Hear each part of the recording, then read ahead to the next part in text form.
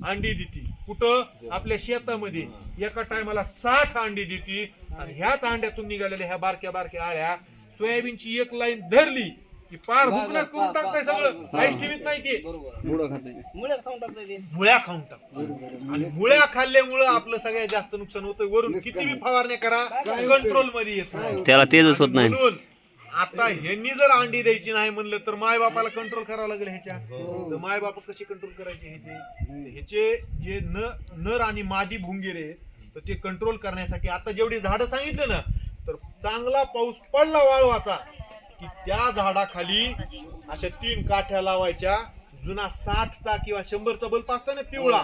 तो तिथं लावायचा रात्री खाली एक टब ठेवायचा त्या टबामध्ये हो का इथं दिलंय बघा हो का हे अशा पद्धतीचा ही टब दिसालाय का आणि वर बल्ब लावलाय का नाही आहे का नाही हो का इथं हे दिसालय का लाईटीमध्ये अशा पद्धतीचा हा प्रकाश सापळा तयार करायचा हा पाण्यात पडतंय पण त्या पाण्यात काय टाकायचं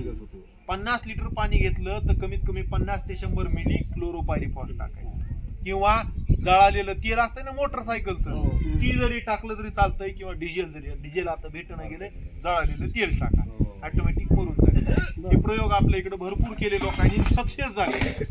फक्त काळजी घ्या क्लोरोपायरिफॉस टाकलं तर ह्याच्यावर बोराटीची एक झापड टाकून द्या का जनावरांनी पाणी पिण्याची किंवा लेकरं लहान जाऊ नये त्याच्यामुळे तेवढी फक्त काळजी घ्या ज्या ठिकाणी उखंड आहे त्या ठिकाणी लिंबाचं झाड असलं तिथं जास्त हा ते त्याचं कारण हे आहे हो. आता ही तसं पाहायला गेलं तर हे मृत अवशेष खाऊन त्याचं रूपांतरण करत होते पण आता काय झालंय आपण आपल्या म्हणजे शेणखत कमी झालं ह्या सगळ्या गोष्टी हे झाल्या त्याच्यामुळे त्यांचा अटॅक तिकडे वाढायला याची फोलिट्राचिया नावाची तेवढी एक जी काही कीड आहे ना ती जास्त नुकसान करते त्याचा अशा पद्धतीने आपल्याला व्यवस्थापन करायचंय दुसरा विषय एखादा शेतकरी म्हणून आमच्या रानामध्ये लाईटच नाही तर त्या ठिकाणी काय करायचं तर त्या ठिकाणी काय करायचं एरंड सापळा तयार करायचा कसा तयार करायचा माहितीये का बिनगी घ्यायची आपली पाण्याची बिनगी छोटी बिनगी घ्यायची 2 किलो 1 एकर क्षेत्रासाठी एरंड्या घ्यायच्या 2 किलो त्या कुचायच्या भारडा करायचा त्याचा त्याच्यामध्ये 50 ग्राम डाळीचं पीठ हरभऱ्याच्या टाकायचं आणि मार्केटमध्ये केजला इष्ट भेटतंय कशाचं कुठं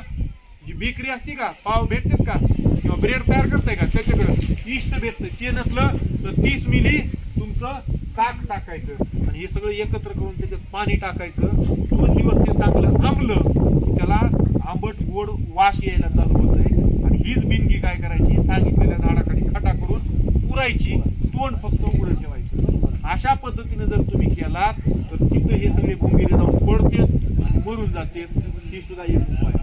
ही एवढं कुटाने करायचे नसले तर सरळ काय करा